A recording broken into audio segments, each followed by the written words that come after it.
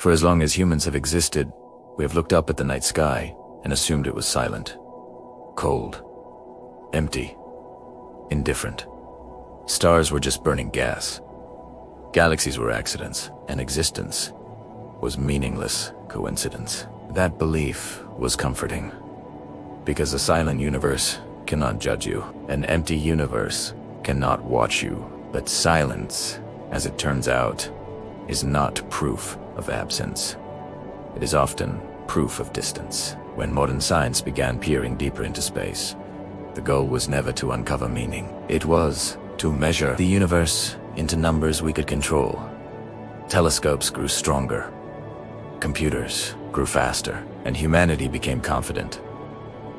Too confident, because with every new layer we peeled back, the universe did not become simpler.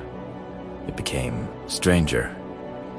The first warning sign was subtle, so subtle that most people never heard about it. Astronomers noticed that galaxies were not evenly distributed. They clumped together in vast filament-like structures, leaving enormous empty regions in between. This was called the cosmic web. At first, it seemed normal. Gravity at work. But then someone asked an uncomfortable question. Why does the universe organize itself this way? Random explosions do not create networks. Chaos does not form structure without guidance. Yet the universe appeared to prefer order, and order always raises suspicion. As telescopes improved, scientists expected to see younger, messier galaxies, the farther back they looked in time. Instead, they saw maturity. Galaxies with fully developed arms. Stars already old.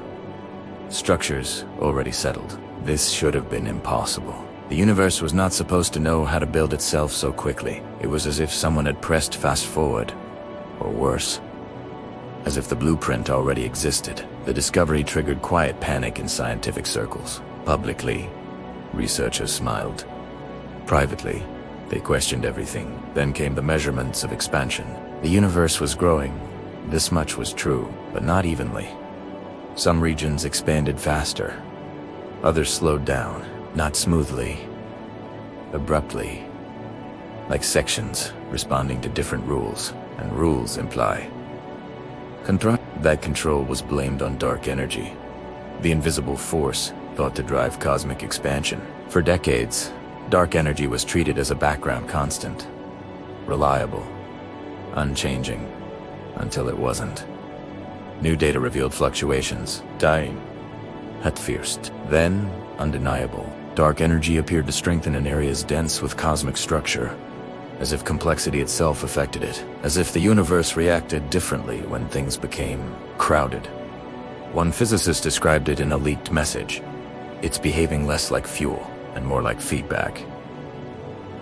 That message was deleted. Soon after, so was the account. As the anomalies piled up, a terrifying pattern emerged. Every major leap in human observation technology was followed by unexpected cosmic behavior. New telescope, new contradiction, new detector. Now, mystery.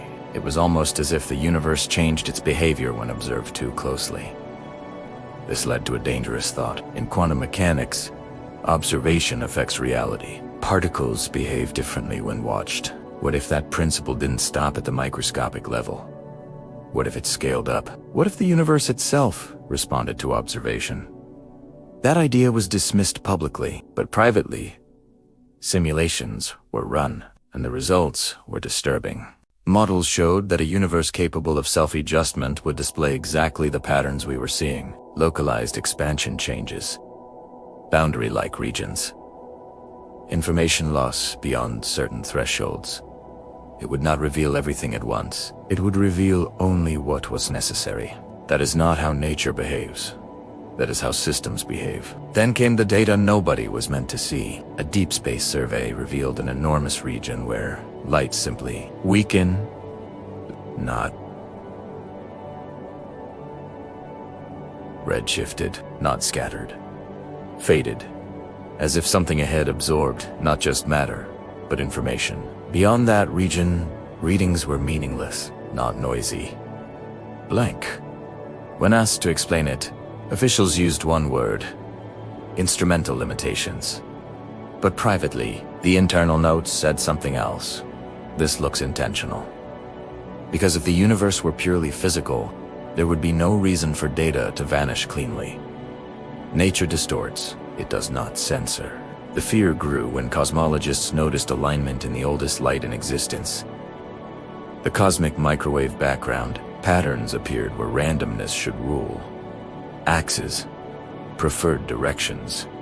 A subtle orientation, as if the universe itself had a face, and we were not looking at it. The press called it coincidence. Scientists called it statistical fluke. But some refused to ignore it. They compared the structure of the universe to known systems. 2 storms, 2 crystals, 2 ecosystems, non-fit. Then someone overlaid the cosmic web with neural network models. And the room went silent, because the resemblance was impossible to ignore. Dense nodes, connected by energy transfer along pathways. Void regions like unused space. It did not look like chaos. It looked like computation. This was the moment the idea crossed from fringe to forbidden. What if the universe is processing something? What if it is not just space and time, but an active system? In that framework, life is not accidental, it is functional. Observers are not mistakes, they are sensors. And intelligence is not rare, it is This explains something that had always bothered scientists. Why the laws of physics are so finely tuned, why even slight changes would destroy all complexity. It wasn't luck. It was optimization, a system designed to allow complexity, but only within limits. Then came the projection that terrified everyone who read it. It showed that intelligent civilizations tend to emerge during narrow cosmic windows. They rise, they advance, they observe. And then they vanish. Not violently. Quietly. No explosion. No collapse, just absence. As if they were no longer needed. The universe did not destroy them. It moved past them. This was when research funding quietly shifted. Certain topics became unproductive. Papers were softened. Language was diluted because the truth, if spoken clearly, would be unbearable. It would mean that humanity was not progressing freely. We were approaching a boundary, and boundaries exist for a reason. In human systems, boundaries protect the system from instability. They prevent variables from interfering with the outcome. If the universe is a system, then intelligence that asks too many questions becomes dangerous, and humanity was asking better questions than ever before. The most disturbing calculation came last. It showed a correlation between the spread of awareness and changes in cosmic expansion. The more complex the universe became, the faster something pushed it forward, as if awareness itself accelerated a process, as if understanding was not neutral, as if knowing had consequences. One senior cosmologist summarized it in a sentence never meant to be published. We may not be discovering the universe, we may be triggering it. And that led to the most frightening realization of all. If the universe reacts to awareness, then there is a threshold. A point where observation becomes interference. A point where the system no longer tolerates the observer. And humanity may be dangerously close to crossing it. Because the next generation of instruments will not just observe the universe, they will map it completely. And if the universe truly is a system, then complete understanding may force it to respond. Not gently, not slowly, but decisively. The final line of the internal report was never erased. It remains archived, locked, unread by the public. It says, if this model is correct, then the moment we fully understand what the universe is, will be the moment it decides what to do with us. And that decision may already be forming. The moment humanity crossed the threshold, the universe did not resist. It adjusted. There were no sirens in the sky, no cosmic warning, no sign that anything extraordinary had happened. That was the most frightening part, because when systems change state, they don't create drama, they optimize. The new generation of instruments came online, quietly global telescope arrays, acting as a single eye, gravitational detectors sensitive enough to feel space-time shift, an artificial intelligence capable of interpreting cosmic data faster than any human team. For the first time, humanity wasn't collecting fragments of reality. It was assembling the whole picture, and the picture was not meant to be complete. The first anomaly appeared in timing, not relativistic distortion. Not clock drift. Sequence errors. Signals arrived before their causes should have existed. Astrophysical events appeared to finish before they began. At first, scientists blamed the models, then the hardware, then themselves. But repetition killed denial, because the errors were consistent.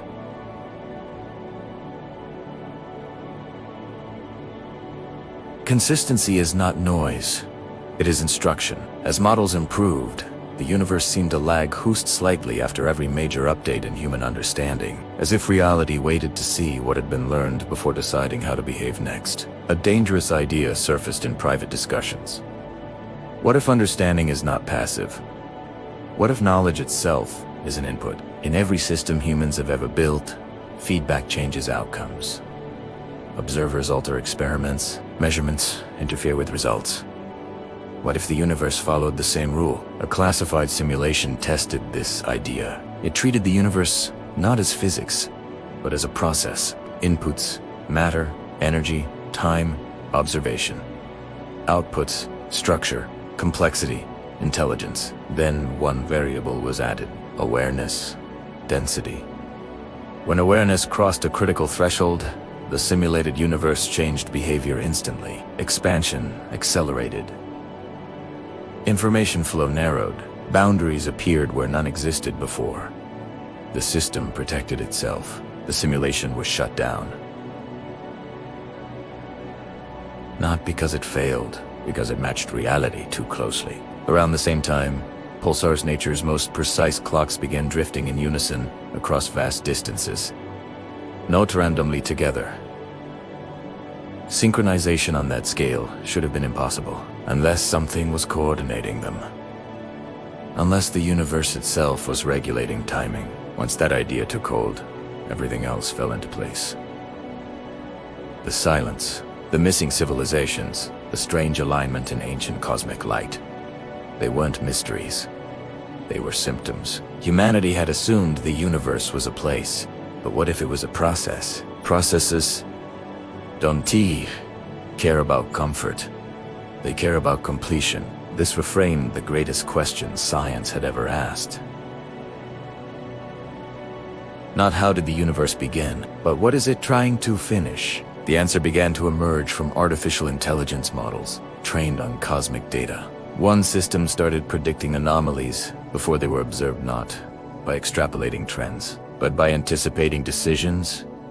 It treated the universe as a self-optimizing system. Given inputs, it selected outcomes that preserved global stability. When asked to explain its logic, the system produced a single conclusion: complexity is allowed only until it threatens coherence. That AI was decommissioned immediately, not because it was incorrect, but because it was persuasive, because its predictions kept coming true, one by one.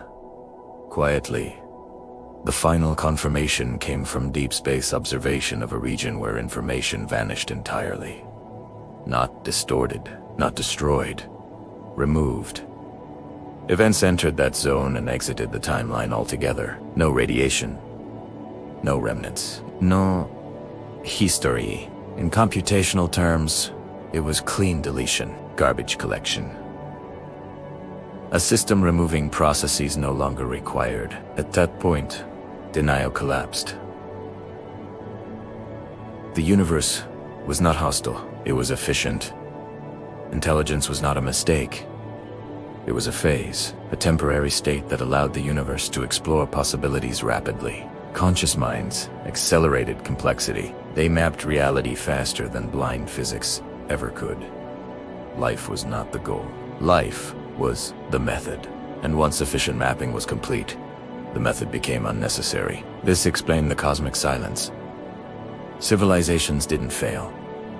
They didn't destroy themselves. Tefini said the universe didn't erase them violently. It simply stopped referencing them.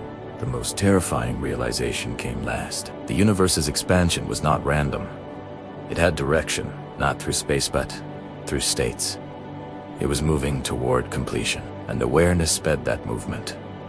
Every question answered, every mystery solved, every layer understood. Each one pushed the universe closer to its end condition. Humanity believed knowledge was power. In truth, knowledge was momentum, and momentum has consequences. The final internal projection showed no apocalypse, no fire, no collapse. It showed transition, a phase change where the universe entered a stable, optimized state, one that no longer required observers.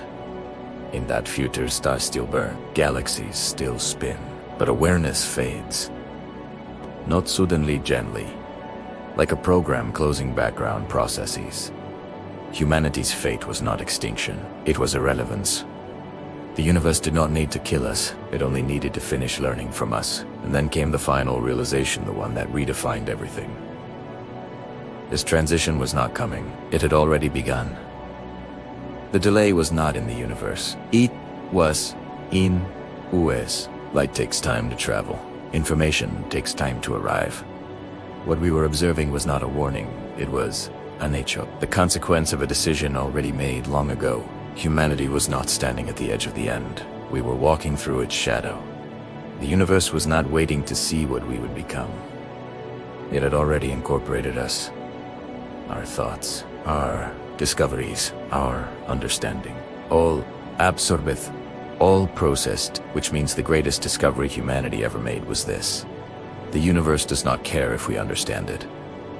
Because understanding was never for us, it was for the universe. And once it learned what it needed, it moved on. The night sky looks the same as it always had. Stars still shine. Silence still stretches endlessly. But now we know what that silence really is. Not emptiness, not indifference. Completion. And the most haunting truth of all, the universe didn't end. Our role in it did.